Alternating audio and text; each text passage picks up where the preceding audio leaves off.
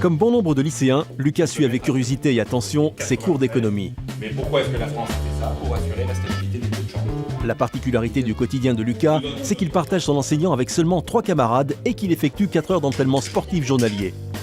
Pour quelle raison? Parce qu'il fait partie du centre de formation du club de basket professionnel d'Antibes, les Sharks.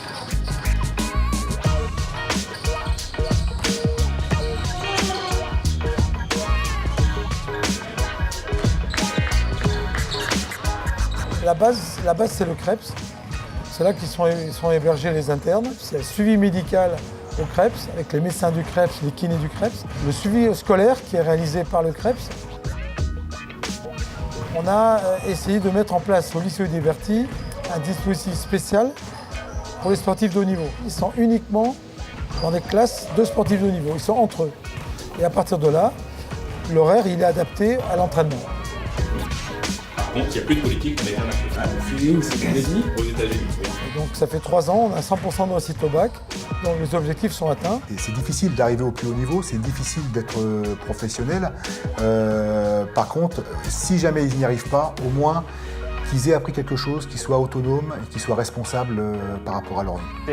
On est content quand on est repéré par Antibes, surtout quand on est jeune, parce que je suis venu à l'âge de 13 ans et c'est un des clubs les plus prestigieux de la région. L'hébergement, la structure sportive et scolaire, c'est vraiment bien ici, c'est l'un des meilleurs cadres de France. L'ambiance dans le club, elle est vraiment bonne.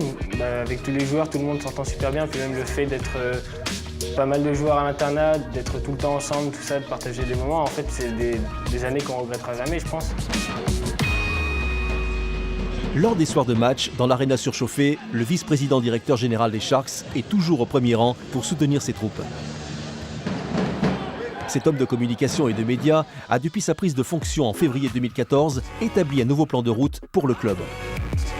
Dans le cloud de tout ce qu'il y avait à faire dans ce club, il y a vraiment deux objectifs essentiels qui sont la compétitivité de l'équipe, d'une part, et d'autre part, le développement économique de ce club. Il y a surtout une vision du club qui a changé, qui a évolué au travers d'un plan qui s'appelle le plan Sharks 2020. C'est de retrouver l'élite du basket Pro A dans les 10 premiers, et ce, d'ici à 2020. Et pour ça, on a bien entendu une feuille de route qu'on est en train de suivre. On est parfaitement en ligne avec cette feuille de route.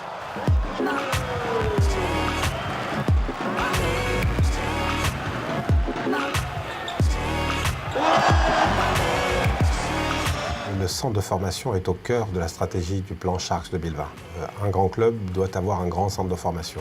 L'entraîneur du centre de formation, c'est quand même l'entraîneur de l'équipe de France Espoir. Donc c'est quelqu'un qui est placé dans les plus hautes sphères fédérales et qui a une vision un petit peu comme ça de haut de ce qui se fait et qui est reconnu. Donc on est 4 dans le staff du centre de formation. On a M. Gérard Louchet qui est le directeur du centre, qui gère tout ce qui est directive, on va dire, un peu plus administrative, qui a une vue sur le scolaire, qui a une vue sur le sportif.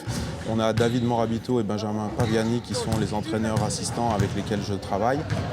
Et Froll, Lorenzo, Froll, Zach.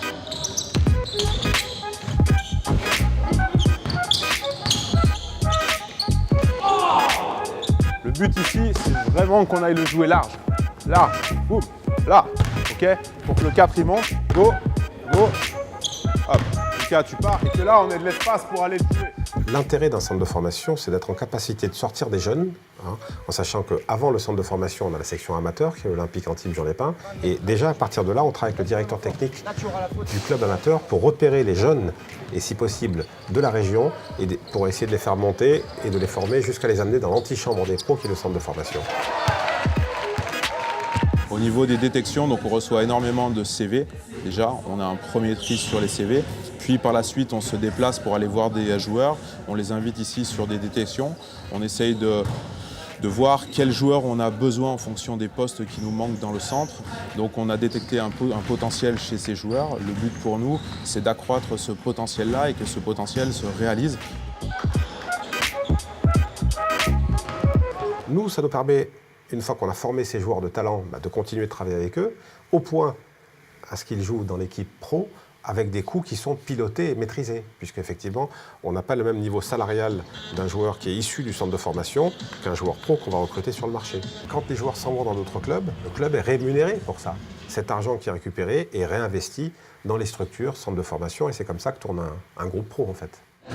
Antibes, Lorsque les U18 jouent à domicile, il n'est pas rare d'apercevoir Julien Espinoza, le coach de l'équipe pro, et son assistant Frédéric Munch dans les tribunes du Stade Foch. Ils viennent scruter la jeune garde. Là, quand on les voit avec les jeunes en situation de compétition, on peut se rendre compte vraiment de leurs aptitudes mentales, de leur caractère. On cherche un esprit de compétition par rapport à ces joueurs-là, parce que le milieu pro, donc qui est leur objectif pour eux, est un milieu assez dur et on a énormément de concurrence. Donc voilà, on recherche un petit peu ces qualités-là pour que le joueur qui rentre dans le centre puisse par la suite intégrer un effectif pro. Donc on s'intéresse à eux, ils le voient, donc voilà, faut qu'ils rentrent derrière l'investissement et l'engagement qu'on attend d'eux. Tous les joueurs sont à la disposition du coach pro pour les intégrer sur les séances. Aujourd'hui, on a plusieurs joueurs qui tirent leur épingle du jeu. Maintenant, les joueurs qu'on envoie le plus souvent en pro sont Lucas Place et Gracin Bakoumania. Lucas qui est un meneur de jeu, vraiment dans la gestion avec un très gros tir à 3 points. Ce rebond et Lucas Place qui met de la vitesse dans son jeu, il accélère et les 2 points.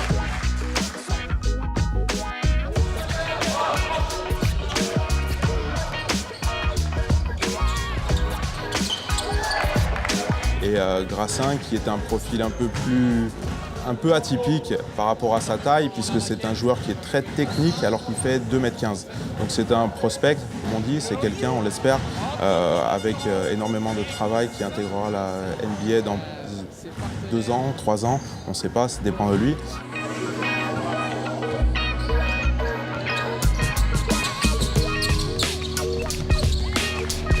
Et les séances pro que réalisent les joueurs du centre de formation sont bénéfiques à tout point de vue mental, physique, athlétique. Et surtout, ce qui est important, c'est que ça leur montre le travail qu'il leur reste à faire pour passer à l'échelon supérieur.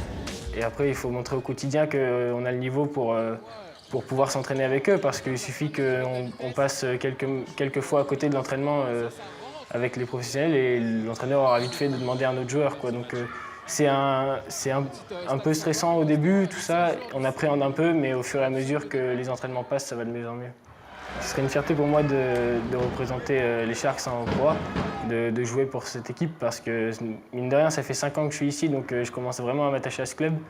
Et après, est-ce que c'est possible ou quoi, on verra. S'il y a la possibilité, je sauterai dessus forcément.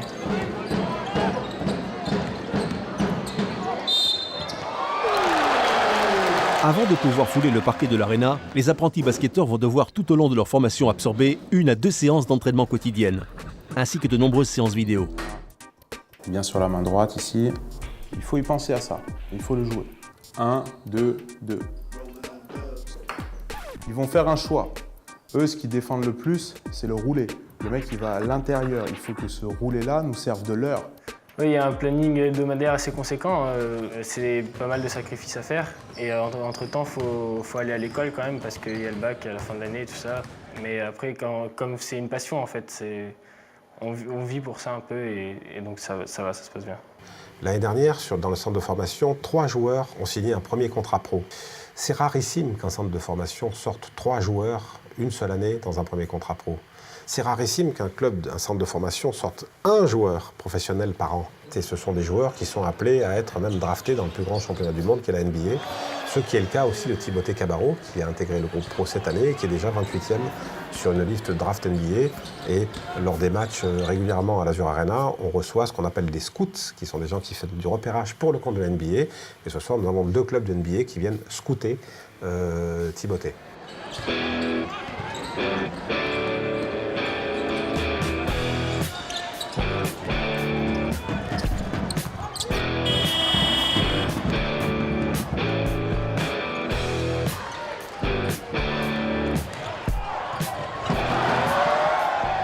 Il est rentré en Tibes, il avait 9 ans. Il a aujourd'hui 19 ans et il est professionnel du basket. Et non seulement il est professionnel du basket, mais en plus, c'est même plus un joueur de rotation puisqu'il intègre régulièrement depuis une dizaine de matchs maintenant, ce qui est beaucoup, le 5 majeur. Timothée, c'est une grande fierté pour le centre de formation parce qu'on l'a eu tout petit. Je pense qu'on l'a mis dans les conditions optimales pour qu'il performe. Il a toujours été très compétiteur dans sa manière de faire les choses, c'est ce qu'on cherche. Ok, on a dit qu'on était sérieux. Régulièrement, Timothée Cabarrot vient encourager les espoirs du club avec qui il partageait il y a encore un an le quotidien. D'accord. Alex, tu prends un bon screen. Quand j'étais pris au centre de formation, j'étais avec lui déjà, donc je savais que c'était déjà un joueur majeur de l'équipe, tout ça, donc j'apprenais beaucoup de lui. Et d'autant plus encore cette année qu'il me prend un peu sous son aile, même aux entraînements pro, tout ça, quand il y a des conseils à donner, il m'en donne. Il y a un petit que j'aime bien parce que ça fait plusieurs années que je le vois. C'est un peu mon petit, donc du coup je lui donne un petit 3 conseils. Et c'est un exemple parce que c'est un peu l'objectif de chaque joueur qui est au centre de formation, c'est d'arriver au même niveau que lui. C'est comme un rêve, il a commencé comme nous et il est arrivé au niveau maximum, quoi. Il a réussi ce qu'il voulait et nous on veut faire comme lui. Et aujourd'hui, nous, quand on le voit faire des statistiques et être très très fort sur le championnat Pro B, c'est une fierté.